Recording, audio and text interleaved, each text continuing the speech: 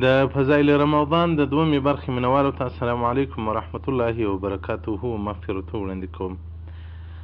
سلمان فارسي رضی الله مبارک وایي کوم وخت چې رمضان میاشت را داخلېدله رسول الله اسلام مخکې تر هغه یو خطبه وویله، امت ته یو پیغام پرېښوی. رسول الله صلی الله علیه وسلم فرمایي وهو شهر، دغه رمضان یو میاشت اوله رحمتون، په اول د دې میاشتې کې د الله رحمت را نازلیږي، واوساطه مغفرتون، مابینځ د دغې میاشتې هغه مغفرت دی، د الله خپل مجرمینو بندګانو ته بخښه کوي. واخره عتق من النار، په اخر د دغې میاشتې کې الله جل جلاله انسانان له اوره څخه ازادوي. رسول الله صلی الله علیه وسلم فرمایي من خفف عن مولوکه، که چا په دغه میاشت کې د خپل مملوکه څخه یعنې د مزدوره څخه د مرئي څخه هغه کار سپک کوي او وسایې ورکړه، غفر الله له، الله به دغه انسان ته عفو وکړي، وعتقه من النار، الله به له اوره څخه ازاد کړي. نو په مملوک کې ښځې هم داخلي دي.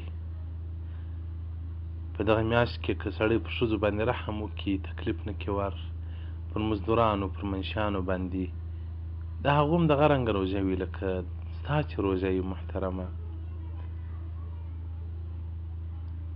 زموږ په جامعه کې خو دا ښځې خدمت کوي د کور په دا روژه کې، په دې ګرمي کې که بیا روژه مات لږ خراب و، که ډوډۍ لږ خراب و، بیا ښکنځل و، پوچ وره د وهل ټکول، لا د کور خاوند ورکوي، ځکه د ده روژه ده.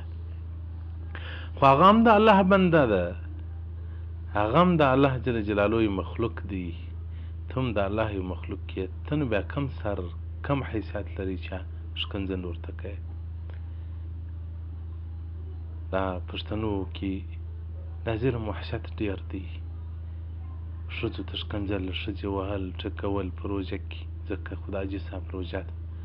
پر مزدورانو تکلیف و محنت او ښکنځل ورته کول، ځکه د حاجي صاحب روژه ده.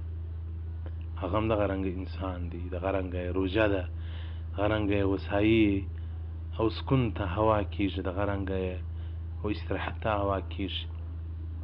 نو که څوک مزدوران لري په روژه کې د ښه سلوک ورسره کوي، عموما د ښه سلوک کوي په روژه کې د لازم ښه سلوک ورسره کوي، داسې دې نه کوي چې دی ایسي ته پروت وي، ایسي ته ناست وي، مزدور خرکی د دوکان مخې ته ګرځي.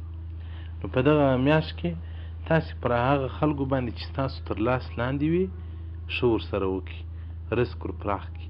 دا ستاسو منشیانو، مزدورانو، د کلي ملاو، د کلي طالبان، په دغو باندې ځان خبر کړي. په دې روژه کې تر روژې مخکې پیسې ورکړي چې هغه د روژې بندوبست وکړي، روژې ماتو بندوبست وکړي. او دغه رنګه رسول الله صلی الله علیه وسلم بارک په دې نصیحت کې وویل چې الله جل جلاله په تاسو باندې رحمت میاشت نازله کړې ده، یعنې الله در په برخه کړې ده. فاستکثروا فیه من اربع خصال، رسول الله صلی الله علیه وسلم وایي څلور شیان په روژه کې کوئ.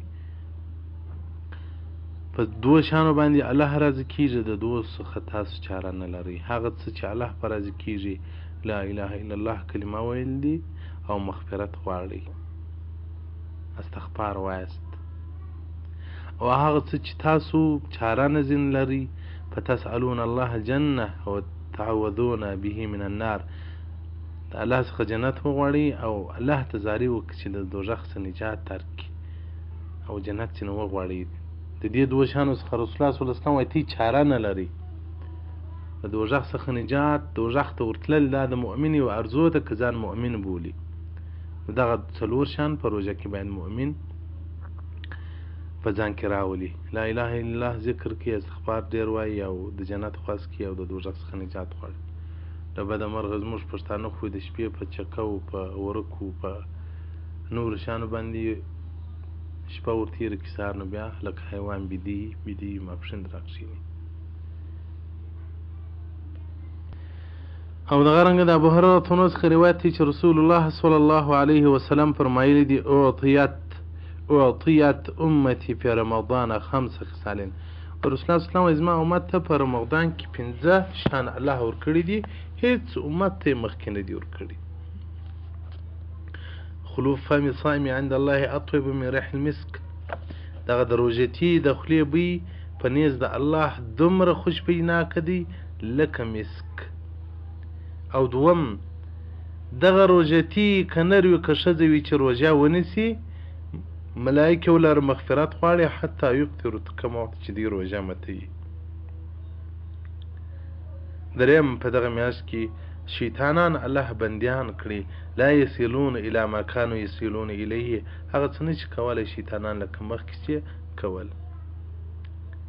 ویزین الله جنته فی کل یوم، په هره ورځ کې الله جل جلاله جنت ښایسته کوي. او الله جل جلاله د عباد الصالحین نیکانو ته وایي کوشش وکړئ ورسئ جنت ته ځانونه ورسوئ. د زحمتو ځای نه دی، د غمو ځای نه دی، د خوشحالیو او د آرام او د سکون ځای دی، ورسئ. او پنځم رسول الله صلی الله علیه وسلم بارک وایي ویغفر لهم فی اخر لیلة من رمضان، د رمضان په اخره شپه باندې الله د امتی مسلمه ته بخښه کوي، مغفرت ورلره کوي. دغه پنځه خصلتونه الله دې امت ورکړي دي چې هیڅ امت ته الله جل جلاله نه دي ورکړي.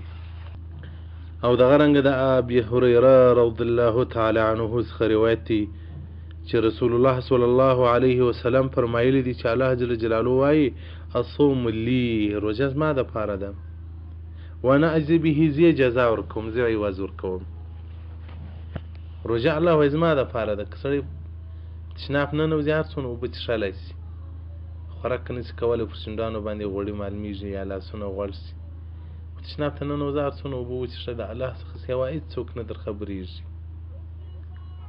نو خو مؤمن دا اوبه نه څښي، د الله اطاعت کوي، نو الله وایي زما دپاره دې نیولې ده، زه جزا در کوم، جزا به جنتونه وي. او دغه رنګه رسول الله صلی الله علیه وسلم وایي روژتي دپاره دوې خوشحالۍ دي. او خوشحالي چې د ان افطاره په وخت کې د روژه ماتی وږي تږي دسترخوان ترې ډېر تلوارې خوشحاله وي. او یوه خوشحالي رسول الله صلی الله علیه وسلم وایي عند لقاء ربه عز وجل، چې په ورځ د قیامت والا جل جلاله غږ ورباندې وکړي چې هغه صائمین راسئ چې په دنیا کې تاسو روژې نیولې وې، راسئ زما سره ملاقات وکړئ، د ملاقات وخت درکوم. دغه ډېره عظیمه خوشحالي د الله دې را نصیب کړي.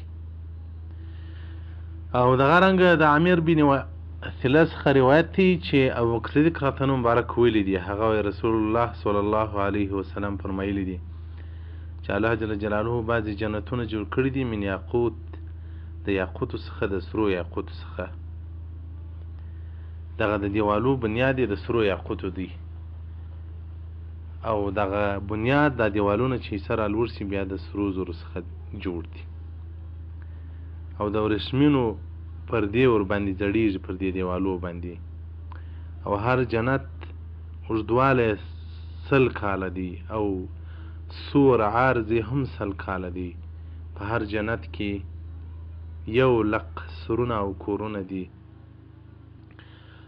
او په هر قصر کې یو خیمه، سپینه خیمه ده. چت خیمې د زبرجدو اغبارو څخه دي، زرغونه زبرجد دی. نو الله جل جلاله دا جنت دی، هغه څوک چې ورسي هغه به بیا همیشه وي کې، نه به بیا سپینږیری کېږي، نه به بیا خوابدی کېږي، نه بیا ځواني ځي، نه به رنځور کېږي. قال رسول الله صلی الله علیه وسلم، رسول الله صلی الله علیه وسلم بارک وایي تلک الجنان، دغه جنتونه جوړ سوي دي لمن صام شهر رمضان، چې څوک د روژې مبارکې میاشت روژه ونیسي. رسول الله صلی الله علیه وسلم بارک وایي دغه جنتونه د کوچني اختر په ورځ باندې الله جل جلاله امت مسلمه ته هبه کوي، بخښي. نو راځي محترمینو د برکت او د رحمت او د مغفرت میاشت ته ځانونه ورته تیار کړو. او دغه رنګه د جابر څخه روایت دی چې رسول الله صلی الله علیه وسلم فرمایلی دي چې پر مؤمن د رمضان میاشت راسي، د ورځې روژه ونیسي، او د شپې ویڅه لمونځ وکړي چې تراویح لمونځ دی، او سترګې کنټرول کړي، او فرج کنټرول کړي، او ژبه او لاس کنټرول کړي، ښکنځل په خوله ونه کړي، په لاس جنګ ونه کړي، او سترګو باندې فلمونه او پردیو ښځو ته ونه ګوري، او 5 وخته لمونځ نارینه په جماعت وکړي، ښځینه یې په کور کې وکړي او نارینه باندې چې د جمعې لمونځ په هغه ځای کې چې دی اوسېږي ورباندې فرض وي پلار چې د جمعې لمونځ وکړي. نو رسول الله صلی الله علیه وسلم بارک وایي دغه انسان نو هغه جایزه د الله جل جلاله لاسته راوړل چې هغه جایزه انعام د الله له طرفه څخه ورکول کېږي هغه جنت دی. او دغه رنګه د عبدالله بن مسعود رضی الله عنه څخه روایت دی چې وایي ما د رسول الله صلی الله علیه وسلم څخه واورېدل چې کوم وخت د رمضان میاشت راله رسول الله صلی الله علیه وسلم څه وایي وایي که بندګان د رمضان د میاشتې په عزت او په احترام باندې خبر وایي چې په دې میاشت کې الله بندګانو ته څومره ډېر څه په لاس ورکوي دوی به دا خواهش کړی وایي چې ټول کال روژه وایي. مؤمنانو به ټولو مؤمنانو به دا خواهش کړی و چې کاشکې ټول کال روژه وایي. او رسول الله صلی الله علیه وسلم بارک وویل چې جنت ښایسته کېږي له یوه کاله تر بله کاله پورې چې د رمضان نه روژه د رمضان میاشت تېره سي جنت په ښایستهوالي شروع وکړي تر دا بله رمضانه پورې. رسول الله صلی الله علیه وسلم وایي کوم وخت چې اوله ورځ د رمضان د روژې د میاشتې راسي یو باد راواولځي من تحت العرش د عرش لاندې یو باد راواولځي. رسول الله صلی الله علیه وسلم وایي هغه د جنت د درختو پاڼې سره وښورېږي یو خوشبویي ولاړه سي اواز ولاړ سي حور العین هغه حورې وګوري یو له بله سره حورې په دې پوه سي چې شهر رمضان داخله سول جنت خوشبویي او جنت نور پیدا کوي نو دوی څه وایي رب اجعل لنا من عبادک فی هذه الشهر ازواجا یا رب په دغه میاشت کې موږ خپل مړونه راکړه چې موږ په دې سترګې سړې کړو او د دې سترګې په موږ سړې سي.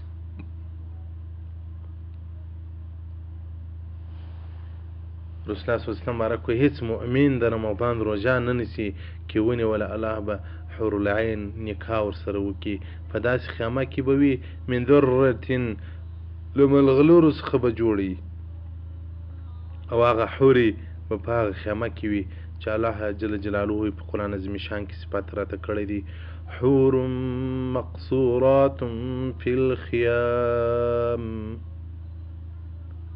رسول الله صلی الله علیه وسلم وایي پر هره حوره باندې به اویا رنګ لباس او ګیڼې وي چې هره ګیڼه به د هغه بلې څخه جلا وي او اویا رنګ خوشبویي به ورکول سي چې هره خوشبویي د بلې خوشبویي څخه جلا وي. هرې حورې ته به یو فلنګ د یاقوتو حمراو څخه ورکړول سي پر هغه به ملغلرې را چار چاپېر را ګرځېدلي پر هر پلنګ باندې به 70 فراشا اویا فرشونه یې د ورېښمینو به وي. رسول الله صلی الله علیه وسلم وایي هرې ښځې حورې لره به اویا زره خادمانې وي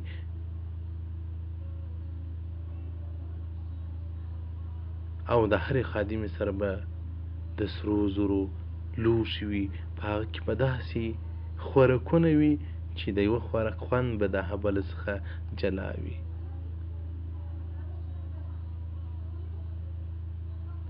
رسول الله صلی الله علیه وسلم وایي د دغو ښځو خاوندانو ته به هم الله دومره عظیم مقامونه ورکړي دا هغه چا لره چې د دغه میاشتې روژه ونیسي ما سوا له هغه نورو اعمالو څخه چې د لمونځونه کې کړي دي نفلونه کې کړي دي تلاوتونه د قرآن ذکرونه د درودونه یې ویلي دي.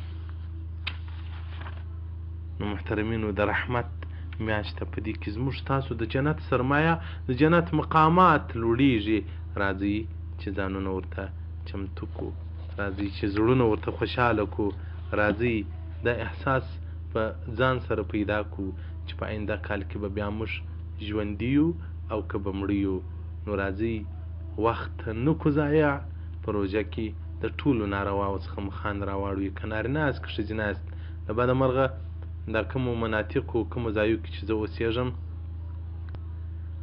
هلته خلک د شپې بنډارونه کوي د ورځې بیدي نو راځئ دا د غفلت څخه راویښ سو د الله په طاعت باندې ځانونه مشغول کړو.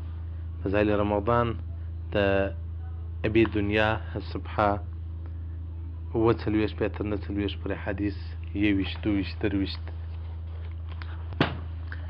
أو دغرنق حديث شهر رمضان ابن عساكر الصبحة دروت الويشت نديرش بيتر دروت الويشت بري حديث لا وهو بيتر لا سبري. والسلام عليكم ورحمة الله وبركاته.